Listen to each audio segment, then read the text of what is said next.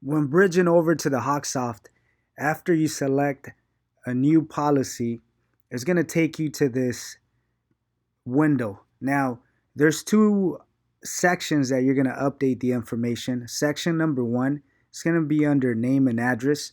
Section number two will be under general policy information. Now, it's very important to update the following information. Under customer type, make sure personal is always selected. Under status, make sure that the active option is selected. Under producer, you have to make sure that your initials are selected. So if it's the wrong initials, make sure to correct it. CSR, leave it blank, leave it empty. Under the office, make sure you are selecting the right office. And then the source is very important. Make sure you match the source with the source that you selected on the FSC.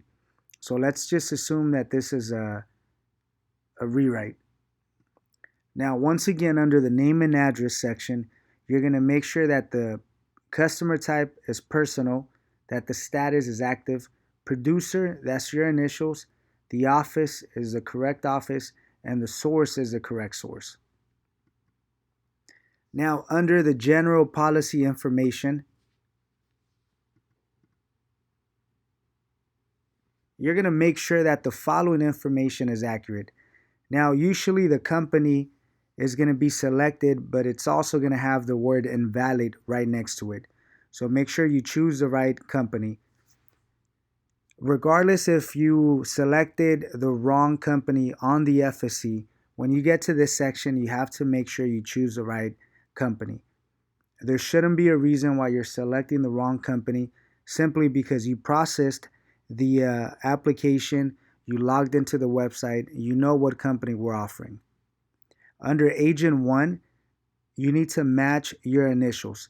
Agent 1 is your initials.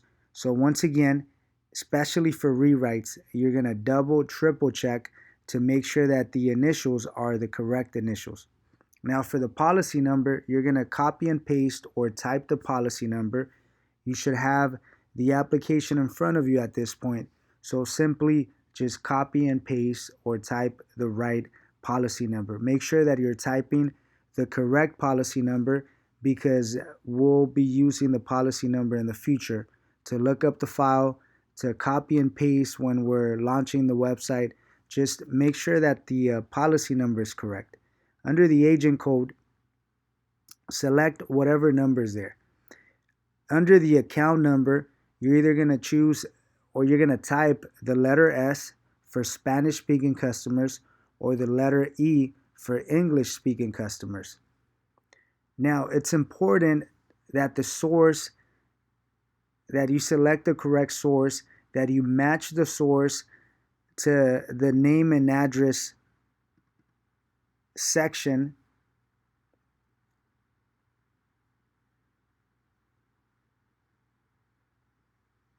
So the source, you need to match the source to the source that you selected under the name and address. So rewrite, it should be a rewrite as well. And also make sure to match the information, the source that you selected on the FSC.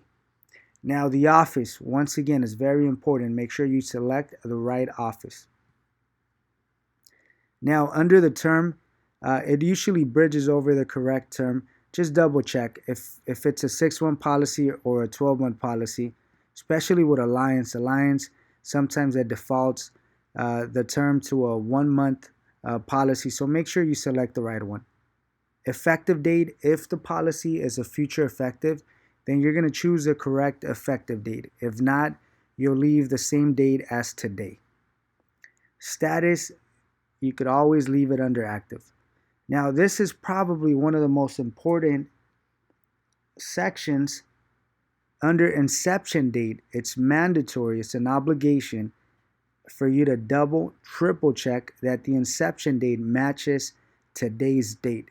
So this should match the day that you're actually processing the paperwork, processing the application.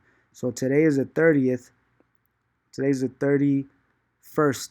So make sure to select the correct date. Now, when you update or change the inception date and you go to a different tab, is automatically gonna ask you this question. Just press yes. It's usually gonna ask you twice. So once again, the inception date has to be today's date. So let's go back to the effective date. The effective date also has to either match today's date, or if it's a future date, then you're gonna select the right effective date. Now for the inception date is the same as the sold date. It's the same. It means the same thing. So the sold date and the inception date have to match. It has to be exactly identical. So 731, 731. For the billing type, you can leave it under direct bill. Now you're going to go to the application type, select personal, line of business. You're going to always select private passenger automobile, and the policy form standard. So once again, one of the most crucial and essential tabs that you need to confirm is the inception date. It has to match today's date.